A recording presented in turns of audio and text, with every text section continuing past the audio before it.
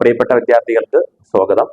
ബയോളജിയുടെ ഒന്നാമത്തെ ചാപ്റ്ററായ genetics of life, അതായത് ജീവന്റെ ജനിതകം എന്ന് പറയുന്ന ചാപ്റ്ററിൽ നമുക്ക് ഫസ്റ്റ് ടേമിൽ ചോദിക്കുന്ന ഏതൊക്കെ ചോദ്യങ്ങളാണ് ഏറ്റവും പ്രധാനപ്പെട്ടതെന്നാണ് നമ്മൾ പറയാൻ പോകുന്നത്. അതിനു മുന്നേ നമ്മൾ മാറി വരുന്ന പുസ്തകവും സിലബസും അതിനനുസരിച്ച് നമ്മൾ പഠിച്ചില്ല എങ്കിൽ നമുക്ക് വിചാരിക്കുന്ന തരത്തിലുള്ള മാർക്ക് നമുക്ക് കിട്ടിയെന്ന് വരത്തില്ല. അപ്പൊ അതുകൊണ്ട് ക്വസ്റ്റ്യൻ പാറ്റേൺ എങ്ങനെയാണെന്നും അതുപോലെ തന്നെ വെറുതെ പഠിച്ചു പോകാതെ ക്വസ്റ്റ്യനുകൾ വർക്കൗട്ട് ചെയ്ത് അത് കറക്റ്റ് ഫോളോ ചെയ്യുന്ന കുട്ടികൾക്ക് മാത്രമാണ് നമുക്ക് ഈ A+ എന്ന് പറയുന്ന മാർക്കിലേക്ക് എത്താൻ പറ്റുന്നത്. കൃത്യമായിട്ടും നമുക്ക് രണ്ട് ചാപ്റ്റേഴ്സ് ആണ് ബയോളജിയിൽ നമുക്ക് വരുന്നത്. അതിൽ ആദ്യത്തെ ചാപ്റ്റർ ആണ് നമ്മൾ ഇന്ന് പറയാൻ പോകുന്നത്. അത് ഈ രണ്ട് ചാപ്റ്ററും കൂടെ ഏകദേശം നമുക്ക് 40 മാർക്കിനുള്ള ചോദ്യമുണ്ട്. അപ്പൊ അതുകൊണ്ട് രണ്ട് ചാപ്റ്ററുകളുടെ ഏകദേശം ഒട്ടുമിക്ക എല്ലാ കാര്യങ്ങളും നമുക്ക് ഈ പരീക്ഷയ്ക്ക് നമുക്ക് പ്രതീക്ഷിക്കാം. കാരണം രണ്ട് ചാപ്റ്ററേ ഉള്ളത് കൊണ്ട് തന്നെ. കാരണം രണ്ട് ചാപ്റ്റേഴ്സും അത്യാവശ്യം വലിയ ചാപ്റ്ററുകളുമാണ്. അപ്പോൾ നമുക്ക് ആദ്യ ചാപ്റ്ററായ ജനറ്റിക്സ്, അതായത് ജനറ്റിക്സ് ഓഫ് ലൈഫ്, ജീവന്റെ ജനിതകം എന്ന് പറയുന്ന ചാപ്റ്ററോട് തന്നെ തുടങ്ങാം. അപ്പോ അതിൽ ആദ്യം പറയുന്നത് നമുക്ക് എന്താണ് ജനറ്റിക്സ് എന്ന് അതിൽ ആദ്യം പറയുന്നത്. ഓക്കെ, അതെല്ലാ കാര്യങ്ങളും നിങ്ങളിലേക്ക് ക്ലാസ് റൂമുകളിലൂടെ എത്തിച്ചതുമാണ്. അപ്പോൾ അതിൽ പറയുന്ന പ്രധാനപ്പെട്ട ചോദ്യങ്ങളും അതിൽ ഏതൊക്കെ തരത്തിലുള്ള ചോദ്യങ്ങൾ ഏതൊക്കെ രീതിയിൽ വരുന്നതെന്നും നമുക്ക് ഇതിലൂടെ ഈ ക്ലാസ്സിലൂടെ നമുക്ക് എന്ത് ചെയ്യാം, ചർച്ച ചെയ്തു പോകാം. അതിൽ ആദ്യം വരുന്നത് നിങ്ങൾക്ക് ആദ്യത്തെ 1 മുതൽ 7 വരെയുള്ള ചോദ്യങ്ങൾ 1 മാർക്കിന്റെ ചോദ്യവും, അതിനുശേഷം വരുന്നത് 2 മാർക്കിന്റെ ചോദ്യവും, അതിനുശേഷം വരുന്നത് 3 മാർക്കിന്റെ ചോദ്യവുമാണ്. അതിനുശേഷം അവസാനത്തെ ഒരു 2 ചോദ്യങ്ങൾ 4 മാർക്കിന്റെ ചോദ്യം ഉണ്ടാവും. അതിൽ ഏറ്റവും അവസാനത്തെ ഒരു ചോദ്യം വരച്ച് ഒരു പിക്ചർ തന്നിട്ട് അത് വരച്ച് അടയാളപ്പെടുത്തുവാനും ചോദിക്കും 4 മാർക്കിന്. എല്ലാ പരീക്ഷകൾക്കും ബയോളജിക്ക് ഏറ്റവും അവസാനത്തെ ഒരു ചോദ്യം നിങ്ങൾ 9ാം ക്ലാസ്സിൽ എഴുതിയതുപോലെ തന്നെ 9ാം ക്ലാസ്സിൽ പരീക്ഷ എഴുതിയതുപോലെ തന്നെ നിങ്ങൾക്ക് അവസാനത്തെ ഒരു ചോദ്യം പടം വരച്ച് ലേബൽ ചെയ്യാനായിട്ടുള്ള 4 മാർക്കിന്റെ ചോദ്യമാണ്. അപ്പോൾ നമുക്ക് ഒന്നാമത്തെ പാഠത്തിലെ പ്രധാനപ്പെട്ട കാര്യങ്ങളിലേക്ക് ഒന്ന് കണ്ണോടിച്ചു പോകാം. ഇതിൽ ആദ്യമായിട്ട് നമുക്ക് പ്രധാനപ്പെട്ട ഒരു എല്ലാ തവണകളിലും ചോദിക്കുന്ന ഒരു ടൈപ്പ് ഓഫ് ക്വസ്റ്റ്യൻ ആണ് DNA സ്ട്രക്ചർ എന്ന് പറഞ്ഞിട്ട്. അത് നോക്കാതെ ഒരു പരീക്ഷയ്ക്കും പോകരുത്. DNA സ്ട്രക്ചർ പറയുന്ന സമയത്ത് ആരാണ് DNA ഡബിൾ ഹെലിക്കൽ സ്ട്രക്ചർ ആയി ചുറ്റുകോണി മാതൃക ആവിഷ്കരിച്ചത് നമ്മൾ പഠിച്ചിട്ടുണ്ട്. ജെയിംസ് വാട്സണും ഫ്രാൻസിസ് ക്രിക്കും എന്ന് പറയുന്ന 2 സയന്റിസ്റ്റുകൾ. അത് 1 മാർക്കിന്റെ സ്ഥിരം ചോദ്യമാണ്. അതുപോലെ തന്നെ DNA ഡബിൾ സ്റ്റാൻഡ് ആണെന്നും അതുപോലെ തന്നെ അതിലെ ഷുഗർ ടൈപ്പ് ഏതാണ്, പഞ്ചസാരയുടെ തരം ഏതാണെന്നൊക്കെ നമ്മൾ പഠിച്ചിട്ടുണ്ട്. DNA-യും RNA-യും 2 തരത്തിലുള്ള ന്യൂക്ലിക് ആസിഡുകളാണ് നമുക്കറിയാം. അപ്പോൾ അത് രണ്ടും തമ്മിലുള്ള കമ്പാരിസൺ പരീക്ഷയ്ക്ക് ഉറപ്പായും ചോദിക്കും. അതുപോലെ തന്നെ അതിൽ നിന്ന് വരുന്ന അടുത്ത ചോദ്യമാണ് ക്രോമസോമിന്റെ കാര്യങ്ങൾ. നമ്മൾ 2 തരത്തിലുള്ള ക്രോമസോമുകൾ ഡിഫറൻഷിയേറ്റ് ചെയ്ത് പഠിച്ചിട്ടുണ്ട്. ഒന്ന് സൊമാറ്റിക് അല്ലെങ്കിൽ ഹോമോലോഗസ് ക്രോമസോം, സമരൂപ അല്ലെങ്കിൽ സൊമാറ്റിക് ക്രോമസോംസ് നമ്മൾ പറഞ്ഞിട്ടുണ്ട്. ഓക്കെ, അതായത് ഒരേപോലത്തെയുള്ള 46 ക്രോമസോമുകളിൽ 44 എണ്ണം നമുക്ക് ഒരുപോലെയുള്ള ഐഡന്റിക്കൽ ആയിട്ടുള്ള ക്രോമസോമുകളെ വിളിക്കുന്ന പേരുകളാണ് സൊമാറ്റിക് അല്ലെങ്കിൽ സമരൂപ ക്രോമസോമുകൾ. ഈ 44 എണ്ണമുള്ള 22 ജോഡികളുള്ള ഈ ക്രോമസോമുകൾ നമ്മുടെ ക്യാരക്ടറിസ്റ്റിക് ഫീച്ചറിനെ കൺട്രോൾ ചെയ്യും എന്ന് പറഞ്ഞിട്ടുണ്ട്. അതായത് 1 മാർക്കിന് അത് ചോദിക്കും. അതായത് നമ്മുടെ ശാരീരിക സവിശേഷതകളെ നിർണ്ണയിക്കും. അതുപോലെ തന്നെ രണ്ടാമത്തെ ഒരു ടൈപ്പ് ക്രോമസോമുകളാണ് സെക്സ് ക്രോമസോംസ്, ലിംഗനിർണയ ക്രോമസോമുകൾ. മനുഷ്യരിലെ ലിംഗനിർണയത്തെ ഡിറ്റർമൈൻ ചെയ്യുന്നത്, നിർണ്ണയിക്കുന്ന ക്രോമസോമുകളാണ് സെക്സ് ക്രോമസോമുകൾ. ഈ സെക്സ് ക്രോമസോമുകൾ പ്രധാനമായിട്ടും നമുക്ക് ജെൻഡർ ഡിറ്റർമൈൻ ചെയ്യാനായിട്ട് നമ്മളെ സഹായിക്കും. അതായത് മെയിൽ ആണെന്നും ഫീമെയിൽ ആണെന്നും ഡിറ്റർമൈൻ ആയിട്ട് സഹായിക്കും. അതിൽ നിന്നും വരുന്ന ഒരു 2 ചോദ്യങ്ങൾ വ്യക്തമായിട്ട് നോക്കിക്കൊണ്ട് പോകണം. അതിൽ ഒന്നാമത്തെ കാര്യമാണ് ഫീമെയിലിന്റെയും അതുപോലെ തന്നെ മെയിലിന്റെയും ജനറ്റിക് കോഡ്. ഒരിക്കലും മറന്നു, സ്ത്രീയുടെയും പുരുഷന്റെയും ജനിതക ഘടന മറന്നു പോകരുത്. അതായത് സ്ത്രീയുടെ ജനിതക ഘടന എന്ന് പറഞ്ഞു കഴിഞ്ഞാൽ 44 ക്രോമസോമുകളാണ് സ്ത്രീയുടെ ജനിതക ഘടന. എന്നാൽ പുരുഷൻ വരുന്ന സമയത്ത് 44+XY ആണ് വരുന്നത്. 2 X ക്രോമസോം ഉണ്ടെങ്കിൽ അത് സ്ത്രീയുടെ ജനിതക ഘടനയും അതുപോലെ തന്നെ സൊമാറ്റിക് ക്രോമസോമിന്റെ കൂടെ XY ആണെങ്കിൽ അത് മെയിലും പുരുഷന്റെ ജനിതക ഘടനയുമായിരിക്കും. അത് കൃത്യമായിട്ടും പഠിച്ചുകൊണ്ട് പോകണം. പിന്നെ കഴിഞ്ഞ വർഷങ്ങളിൽ നിന്നും വ്യത്യസ്തമായിട്ട് ഇത്തവണ നമുക്ക് ഈ ചാപ്റ്ററിൽ പുതിയൊരു കാര്യം കൂടെ ഉണ്ട്, ക്രോമസോമിന്റെ സ്ട്രക്ചർ. നമ്മൾ ഒരു 5 കാര്യങ്ങൾ അതിൽ പറഞ്ഞിട്ടുണ്ട്. അതിൽ കൃത്യമായിട്ടും ക്രോമസോമിന്റെ പ്രൈമറി കമ്പോണന്റുകൾ, പ്രാഥമിക ഘടകങ്ങൾ ഏതൊക്കെയാണെന്നും അതുപോലെ തന്നെ ന്യൂക്ലിയോസോമിന്റെ ഘടന എന്താണെന്നും അതുപോലെ തന്നെ എങ്ങനെയാണ് ഈ ക്രോമസോം ഉണ്ടാവുന്നതെന്നും ഒരു ക്രോമസോമിന്റെ ഭാഗങ്ങളായ ക്രോമാറ്റിഡ് അതുപോലെ തന്നെ സെൻട്രോമിയർ, ഇതെല്ലാം പടങ്ങളിലൂടെ ചിത്രങ്ങളിലൂടെ നിങ്ങൾക്ക് ക്വസ്റ്റ്യൻ ആയിട്ട് ചോദിക്കാവുന്ന ഒരു ചോദ്യമാണ്. അതുപോലെ തന്നെ അടുത്ത പ്രധാനപ്പെട്ട ഒരു ചോദ്യമാണ് ഇതിൽ വരുന്നത് പ്രോട്ടീൻ സിന്തസൈസ്. ഒരു 3 മാർക്കിന് നമുക്ക് ഈ പിക്ചറിലൂടെയാണ് നമുക്ക് പ്രധാനമായിട്ടും ABC തന്നിട്ട് ഈ പിക്ചറിലൂടെ ഒരു ABC ചോദ്യങ്ങൾ നമുക്ക് പ്രധാനമായിട്ടും പ്രോട്ടീൻ സിന്തസൈസ്, പ്രോട്ടീൻ നിർമ്മാണ ഘട്ടങ്ങൾ ഇല്ലാത്ത ഒരു ക്വസ്റ്റ്യൻ പേപ്പർ നമുക്ക് ഇല്ല ബയോളജിക്ക്. പ്രധാനമായിട്ടും 2 ഘട്ടങ്ങളാണ് പ്രോട്ടീൻ സിന്തസൈസ് നമുക്കുള്ളത്. ഒന്നാമത്തെ ഘട്ടത്തെ വിളിക്കുന്ന പേരാണ്, നിങ്ങൾ പഠിച്ചിട്ടുണ്ട്, ട്രാൻസ്ക്രിപ്ഷൻ എന്ന് പറയും. രണ്ടാം ഘട്ടത്തെ വിളിക്കുന്ന പേരാണ് ട്രാൻസ്ലേഷൻ എന്ന് പറയും. അപ്പോൾ ഈ 2 ഘട്ടങ്ങളിലും കുറെ ഘട്ടങ്ങൾ നടക്കുന്നുണ്ട്. അത് വ്യക്തമായിട്ട് ഓർഡർ ആയിട്ട് എന്ത് ചെയ്യണം, പഠിച്ചുകൊണ്ട് പോകണം. ഇനി നമ്മുടെ ഫസ്റ്റ് ചാപ്റ്ററിൽ നിന്നും ചോദിക്കാൻ സാധ്യതയുള്ള മറ്റൊരു കഴിഞ്ഞ വർഷങ്ങളിൽ നിന്നും ക്വസ്റ്റ്യൻ പേപ്പറിൽ നിന്നും കാണാത്ത അല്ലെങ്കിൽ ടെക്സ്റ്റ് ബുക്കിൽ നിന്നും കാണാത്ത ഒരു തരത്തിലുള്ള ഒരു പുതിയ ടോപ്പിക്കാണ് നമുക്ക് നോൺ മെന്റിയൽ ഇൻഹെറിറ്റൻസ്. 4 തരത്തിലുള്ള നോൺ മെന്റിയൽ ഇൻഹെറിറ്റൻസ് നമ്മൾ പഠിച്ചിട്ടുണ്ട്. അതിൽ ഒന്നാമത്തതാണ് ഇൻകംപ്ലീറ്റ് ഡോമിനൻസ്, അതുപോലെ തന്നെ 2 കോ ഡോമിനൻസ്, 3 മൾട്ടിപ്പിൾ അലീലിസം, 4 പോളിജെനിക് ഇൻഹെറിറ്റൻസ്. ഈ 4 എണ്ണം കൃത്യമായിട്ടും പഠിച്ചുകൊണ്ട് തന്നെ പോകണം. അതിൽ നമുക്ക് ഈ ചോദ്യം ചോദിക്കുന്ന രീതി എന്ന് പറഞ്ഞു കഴിഞ്ഞാൽ നമുക്ക് ഡയറക്റ്റ് ക്വസ്റ്റ്യൻ ഇല്ല.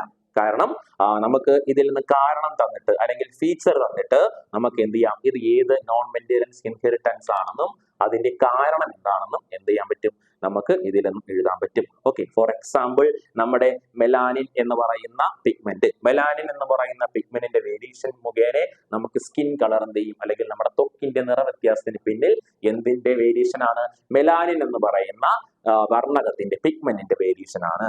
അത് ഏത് നമ്മുടെ നോൺ മെന്റിയൽ ഇൻഹെറിറ്റൻസ് ചോദിച്ചു കഴിഞ്ഞാൽ നമുക്ക് എന്തെന്ന് പറയാൻ പറ്റണം, പോളിജെനിക് ഇൻഹെറിറ്റൻസ് എന്ന് പറയാൻ പറ്റണം. പിന്നെ നമ്മൾ പറഞ്ഞു പൂക്കളുടെ ഒരു ക്രോസ് നമ്മൾ പറഞ്ഞു, റെഡ് കളർ ഉള്ള 4 o'clock പ്ലാന്റ്, ചുമന്ന നിറമുള്ള 4 മണിച്ചെടി, അതുപോലെ തന്നെ വെള്ള നിറമുള്ള 4 മണിച്ചെടി, വൈറ്റ് കളർ 4 o'clock പ്ലാന്റ്. അത് രണ്ടിനെയും തമ്മിൽ നമ്മൾ ക്രോസ് ചെയ്ത് കഴിഞ്ഞാൽ പിങ്ക് നിറമുള്ള 4 o'clock പ്ലാന്റ് കിട്ടും. അതായത് പിങ്ക് നിറമുള്ള 4 മണിച്ചെടിയെ കിട്ടും. ഇത് ഏത് നോൺ മെന്റിയൽ ഇൻഹെറിറ്റൻസ് ചോദിച്ചു കഴിഞ്ഞാൽ എന്തെന്ന് എഴുതണം, ഇൻകംപ്ലീറ്റ് ഡോമിനൻസ്. ഇൻകംപ്ലീറ്റ് ഡോമിനൻസിന്റെ കാരണവും നമ്മൾ പറഞ്ഞിട്ടുണ്ട്. ഒരു ഡോമിനന്റ് അലീലായ റെഡ് കളർ ഫ്ലവറിനെ ആര് പൂർണ്ണമായിട്ടും ഹൈഡ് ചെയ്തില്ല.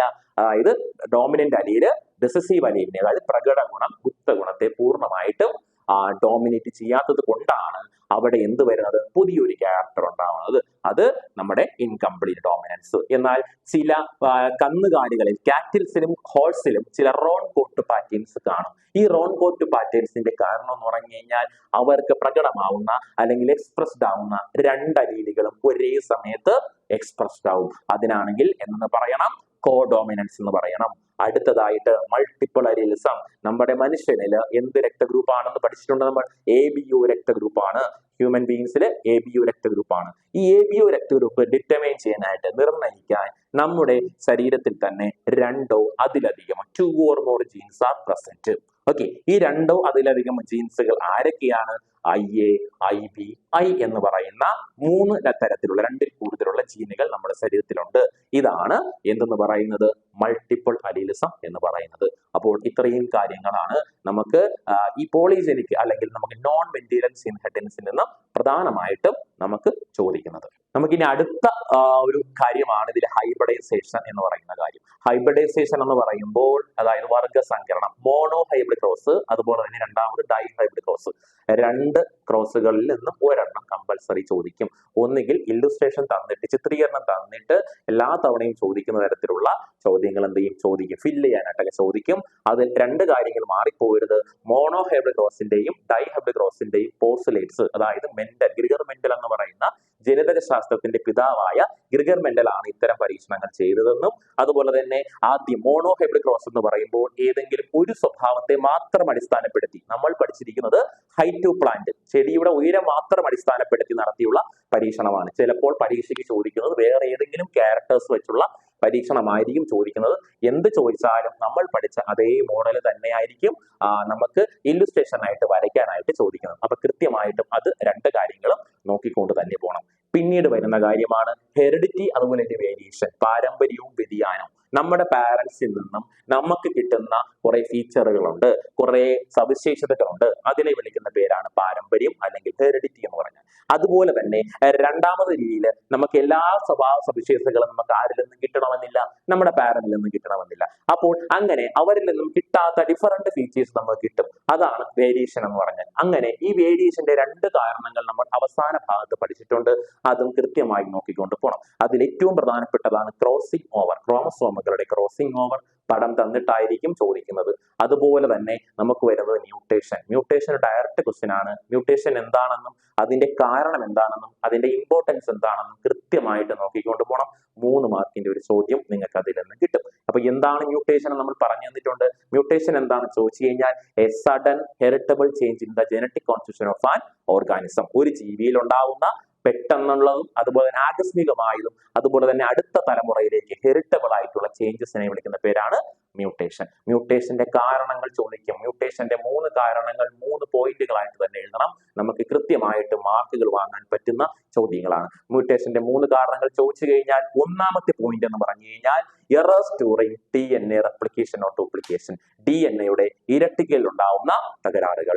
രണ്ടാമത്തെ കാരണം എന്ന് പറഞ്ഞു കഴിഞ്ഞാൽ സെർട്ടൈൻ കെമിക്കൽസ്, ചില രാസവസ്തുക്കൾ. 3 ചില വികിരണങ്ങൾ മുഖേനയും അതായത് റേഡിയേഷൻ മുഖേനയും നമുക്ക് എന്ത് വരാം, മ്യൂട്ടേഷൻ ഉണ്ടാവും. ഈ മ്യൂട്ടേഷൻ എന്തിന് കാരണമാവും, അടുത്ത ജനറേഷൻ ലഭിക്കുന്ന കുഞ്ഞുങ്ങൾക്ക് അല്ലെങ്കിൽ ഓഫ്സ്പ്രിങ്സിന് പാരന്റ്സിൽ നിന്നും ഡിഫറെന്റ് ഫീച്ചേഴ്സ് ഉണ്ടാവുകയും ഇത് എവല്യൂഷൻ എന്ന് പറയുന്ന പരിണാമം എന്ന് പറയുന്ന പ്രക്രിയയിൽ വളരെ ക്രൂഷ്യൽ ആയിട്ടുള്ള റോള് വഹിക്കുകയും ചെയ്യും. ഇത്തരത്തിൽ ഈ പാഠത്തിൽ നിന്നും നമുക്ക് ഏകദേശം ഒരു 15 മാർക്കിനകത്ത് നമുക്ക് എന്ത് ചെയ്യാൻ പറ്റും, മാർക്ക് വ്യക്തമായിട്ടും സ്കോർ ചെയ്യാൻ പറ്റും. ഒരു തരത്തിലുള്ള കുറച്ച് ആപ്ലിക്കേഷൻ ലെവലുള്ള ചോദ്യങ്ങളായിരിക്കും നമുക്ക് ഏറ്റവും കൂടുതലായിട്ട് ചോദിക്കുന്നത്. ചോദ്യങ്ങൾ വായിച്ച് മനസ്സിലാക്കണം.